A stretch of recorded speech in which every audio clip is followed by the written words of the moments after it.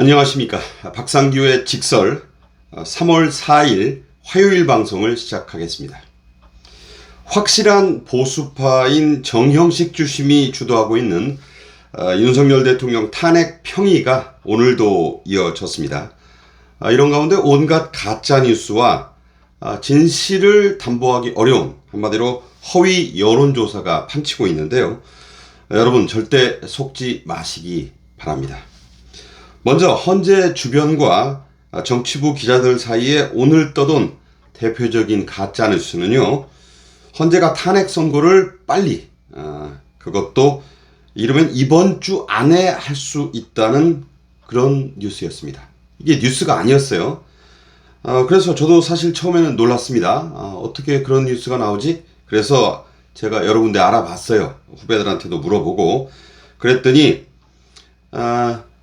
이게 근거가 거의 없습니다. 그냥 희망사항을 누군가가 퍼뜨린 거예요. 이게 뭘 의미하느냐. 윤 대통령의 탄핵 인용 판결이 8대 0으로 날 것이기 때문에 만장일치로 날 것이기 때문에 그렇게 길게 갈 이유가 없다. 이런 식의 이제 논리를 만든 겁니다. 그래서 이게 참 황당한 가짜뉴스인데 이 가짜뉴스 일단요. 팩트 자체가 다 틀립니다. 헌재 선고는 과거 노무현, 박근혜 전 대통령 탄핵 때도 모두 금요일에 했습니다. 이게 뭐 법은 아닌데 이 관행을 두 전직 대통령의 탄핵과 관련된 그런 그 관행을 이번 헌재가 어길 이유가 거의 없다는 게 기자들과 법조인들의 일치된 견해입니다. 현재 상황도 그렇습니다. 그렇다면 오는 7일 이 금요일에 한다는 뜻이 되는데 이건 물리적으로 도저히 불가능한 그런 선고일입니다. 그러니까 이 8대 0 만장일치 인용을 퍼뜨리기 위해서 좌파들의 희망사항을 확대 재생산하려 한 전형적인 프로파간다. 그러니까 선동술이라는 점을 분명히 말씀드리겠습니다.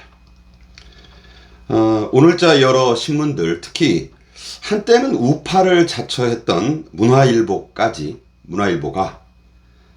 저도 아는 분들 후배들 동료들이 많은 이 신문사가 제목에 이재명의 대선 지지율이 박스권을 탈출했다. 이 박스 상자 안에 갇혀 있었다고 할 수 있거든요. 30%대 그런데 40%를 넘었다. 이런 그 기사를 대대적으로 보도했습니다. 이게 이제 제목으로 뽑혔어요. 그러면서 엄청나게 큰 의미를 부여했습니다. 자, 그래서 이건 또 어떻게 된 거냐 하고 내용을 좀 제가 뜯어봤어요. 이재명의 상속세 개편 등 우클릭 행보와 이 우클릭이라는 것 자체가 아니죠. 왔다 갔다 깜빡이를 마음대로 켜고 차의 방향이 도저히 예측할 수 없는 걸 무슨 우클릭 행보라고 합니까? 중도 보수당이다. 민주당이 이런 이게 사실 전략이거든요.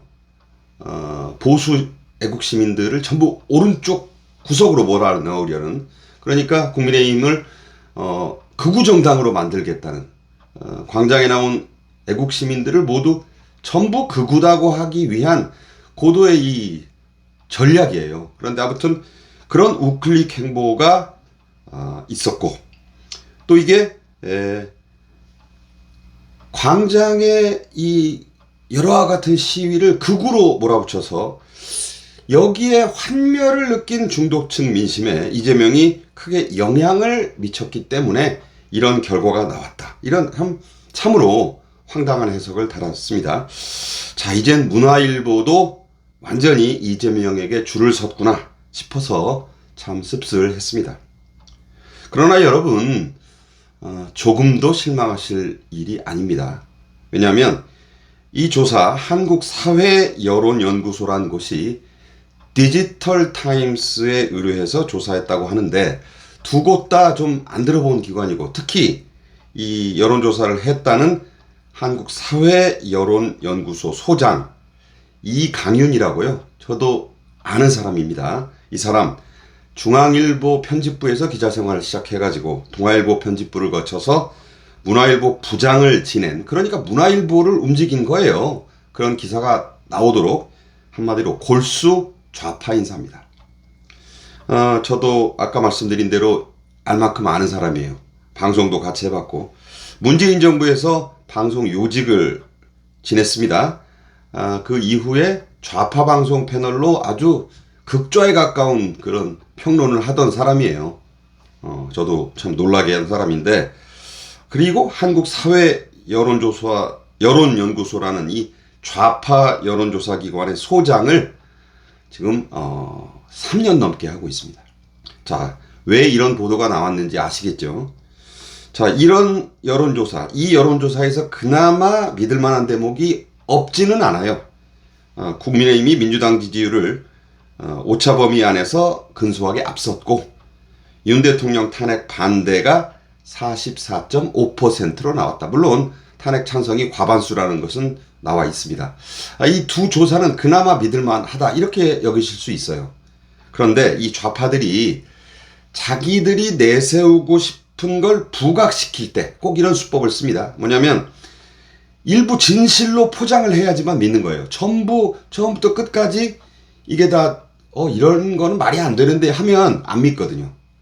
어떤 시청해 주신 분이 좌파들의 수법, 특히 리얼미터 같은 곳의 수법이 처음에는 우파에게 유리한 걸 던져주면서 믿게 하고 점점점 왼쪽으로 가다가 결정적인 국면에서 말도 안 되는 좌파들을 지지하는 그런 트렌드로 간다. 제가 그 말씀을 듣고 충격을 받아서 한번 자료를 살펴봤어요. 진실입니다. 그 제보를 해주신 분께 이 자리를 빌어 다시 한번 감사의 말씀을 드립니다. 자, 이런 사실 잊지 마시기 바랍니다. 그리고 정영식 주심이 오늘 헌재 평의를 다시 시작해서 지금 사회를 보고 있거든요.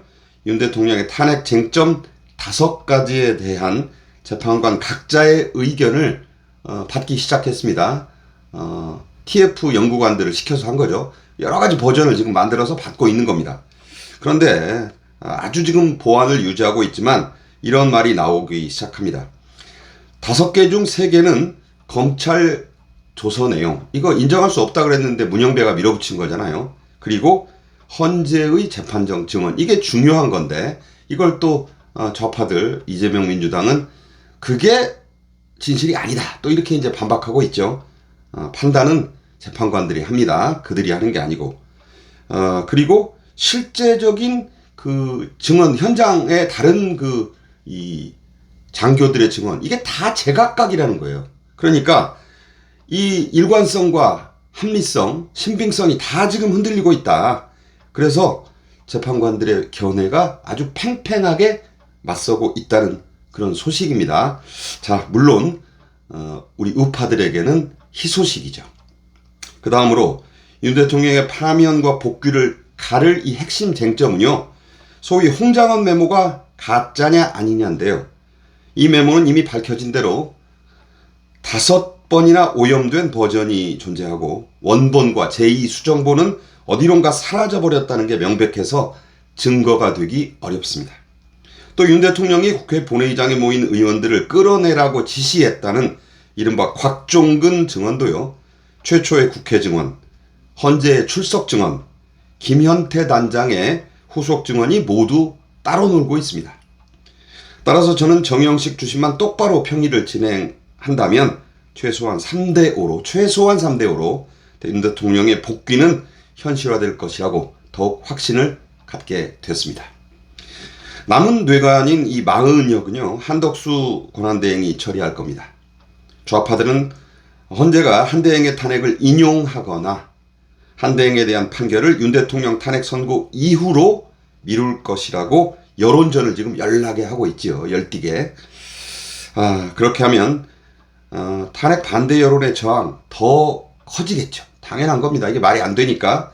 또 이재명이 까내는 벌어놓았다고 여기는 점수는 한꺼번에 날아갈 것이라고 저는 봅니다.